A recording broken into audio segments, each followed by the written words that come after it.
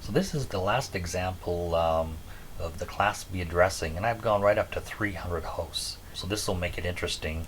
I want to use a Class B address. In this case, you'll find out that I have to use a Class B address. There's 300 hosts, but I want to create 4 subnets from 172.16, and this is just denotes notation for what is a Class B address. I'm just starting 172.16. I could have went 172.16 1.0/24, but I'm just going to start 172.16. Very high level address. And I want to assign 300 hosts per subnet. And there's 3 user VLANs and 1 server VLAN. So there's a server VLAN in this example, but I want 300 hosts available for each. So there's the 3 user VLANs. Those are multiple desktops per VLAN, and there's the server VLAN with a bunch of servers. That's what that denotes. And so step 1, calculate the subnet mask required for 300 hosts. So it gets a little interesting here, so I'm going right up to 254. So I realize I can't even use the /24, so this Class C subnetting table is not going to work. 254 is not enough. So I'm going to go to Class B subnetting table. In this case, that'll work. That's 510, so that's the option that I have to use. And that requires 9 host bits. So I've moved out of the 4th octet into the 3rd octet at this point. And that's a /23 now instead of /24. So that'll work okay. And the calculations, you see now this is the hosts here. So there's 8 here. And then into the 3rd octet.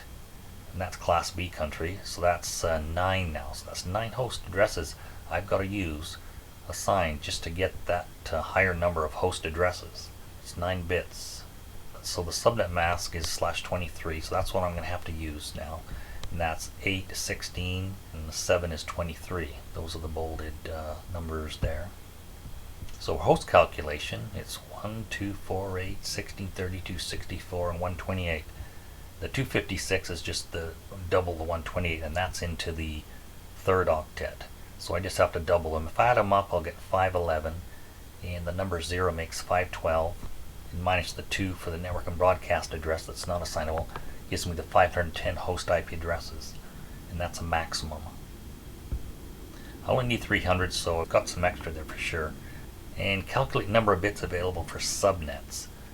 So in this case, I'm on my Class B subnetting table. I've got 7 bits available, and that's in the 3rd octet. In this example, I'm going to subnet the 3rd octet, and I've got 7 bits left there for subnetting. And that's a lot, and that gives me 128 subnets. So 128 subnets with 300 hosts per subnet is a lot. Very scalable.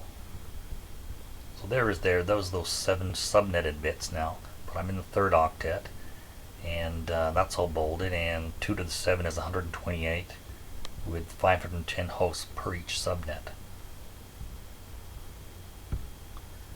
So there it is there, 172.16/23, and how I'm going to start deriving subnets.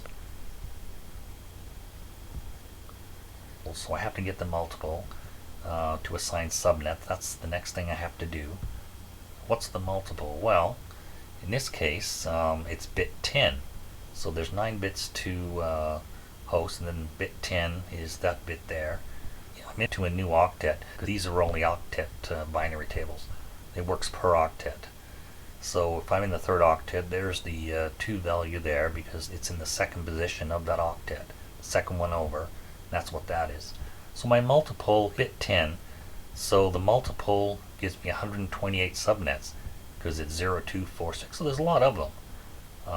Half of 256 really, in numerical value. Each one is just like the multiples to 128 subnets. So I'm going to calculate the network address, broadcast address, and host address range per subnet. So going through here, I've started with 172.16.00/23. That's my 0 subnet. And then I'm going to go to 0.1 to 254. So that's the 254 there. But notice here what makes this interesting. It's important to notice that this is the 0.1, is you have to go into the 3rd octet. So it's actually the subnet does change within the host range. and that allows me to get more than the 254.